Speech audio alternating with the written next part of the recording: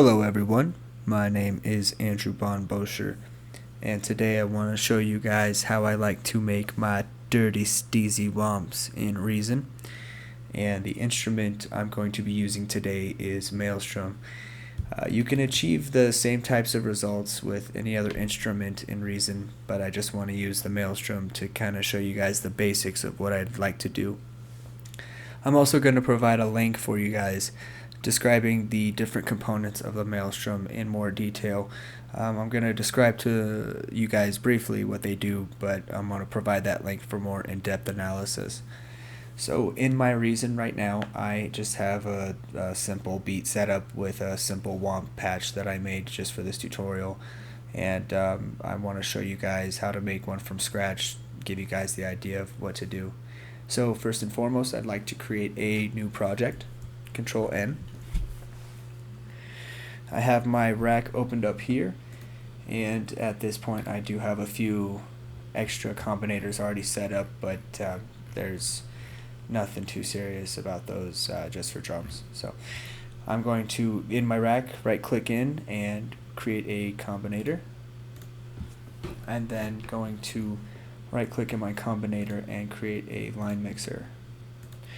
From there I'm going to create my first instance of Maelstrom, and for time's sake I'm just going to take the notes that were in the tutorial file of my Reason program and just throw them into the new project here.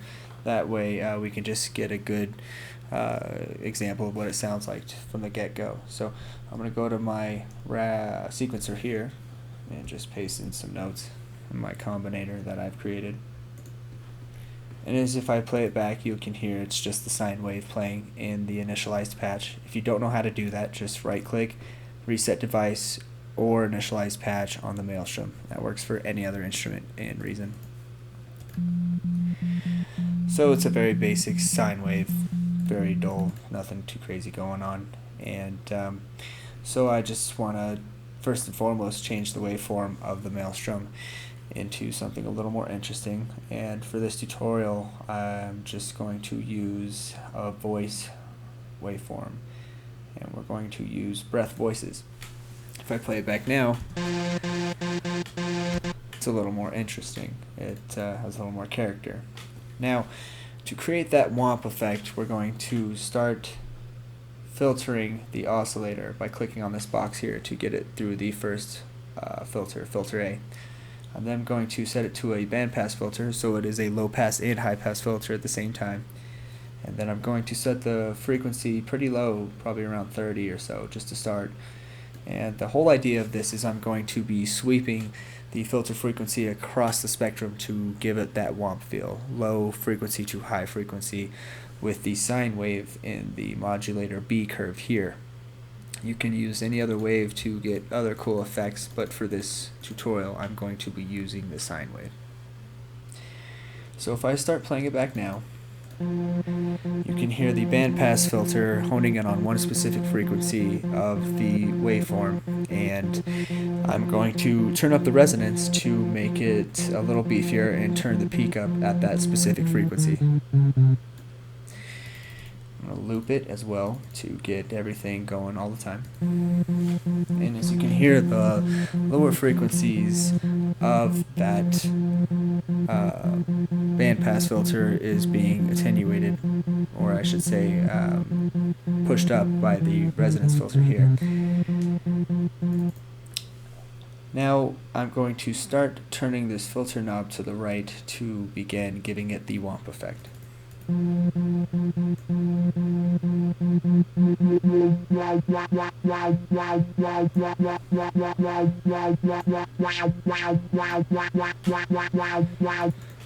as you can hear, the higher I turn up that knob on the filter frequency here, it will make it higher and higher in the frequency spectrum.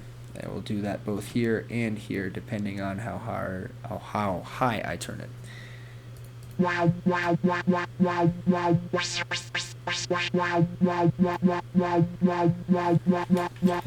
that sounds wompy, I guess, but let's try to turn it down a couple octaves.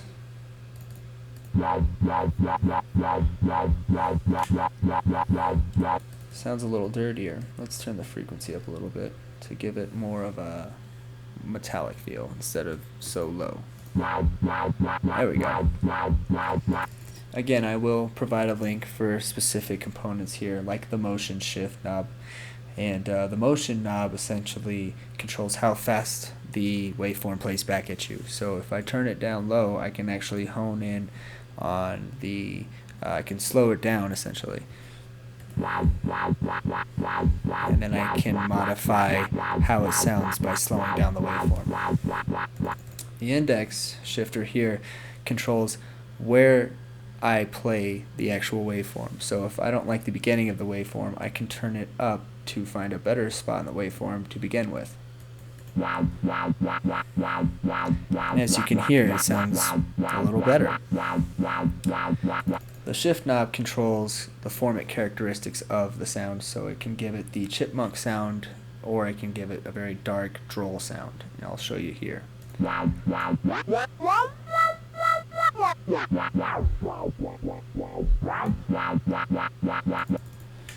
So all I did here was set up a bandpass filter on a random waveform, turn the motion down to start slowing the waveform down, and turned up the index to find exactly where I'd like to play the waveform.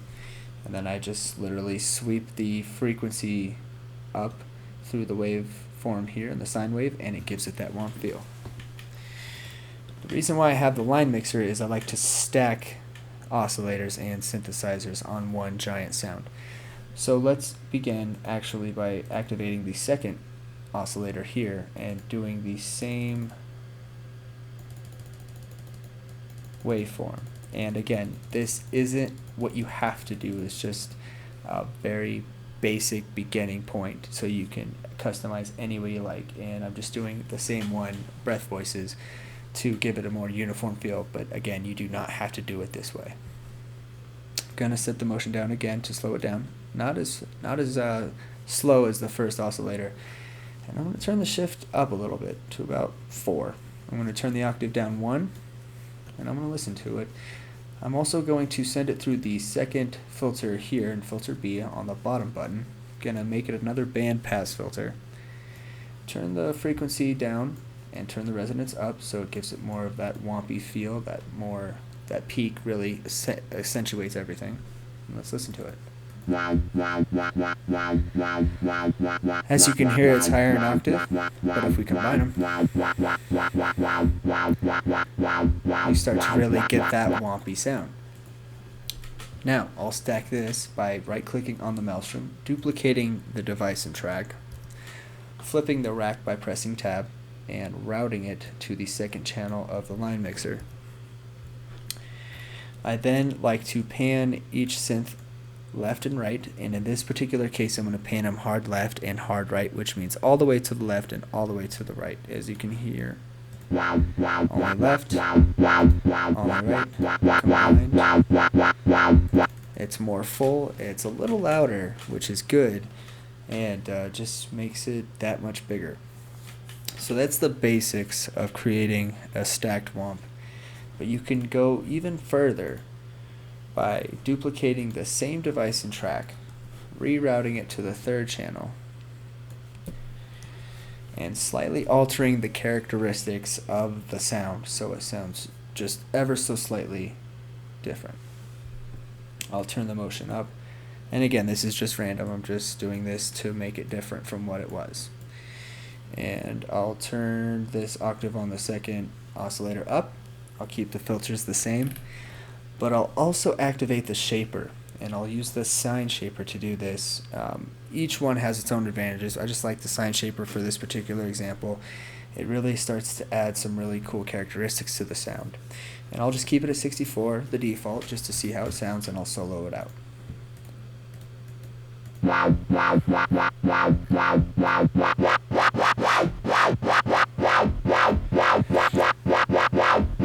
Let's turn up the shaper to about 88. Let's give it a little bit of distortion essentially, and let's make it a little harsher.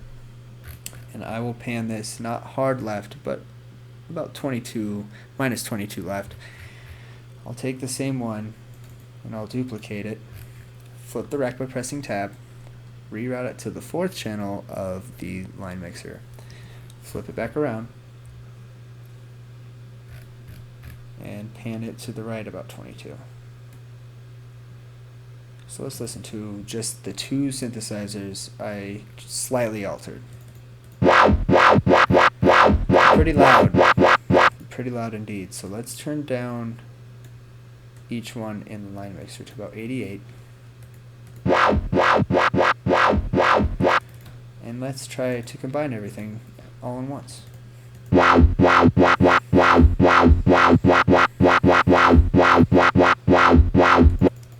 And you can do anything you want with this. You can make the first two synthesizers lower and make the other ones higher. You can make the hard right and hard left ones lower.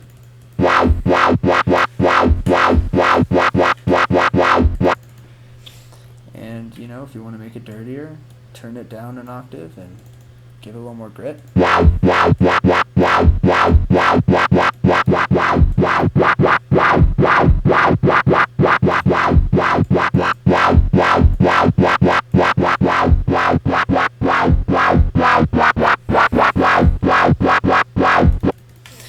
And as you can hear, you now have the basic principles of how to create a dirty steezy whomp in Reason with just a few maelstroms. And don't be afraid to experiment. And I didn't really even mess with most of the parameters on this device. It was pretty basic. And so, you know, what I'm going to do is I'm going to save this.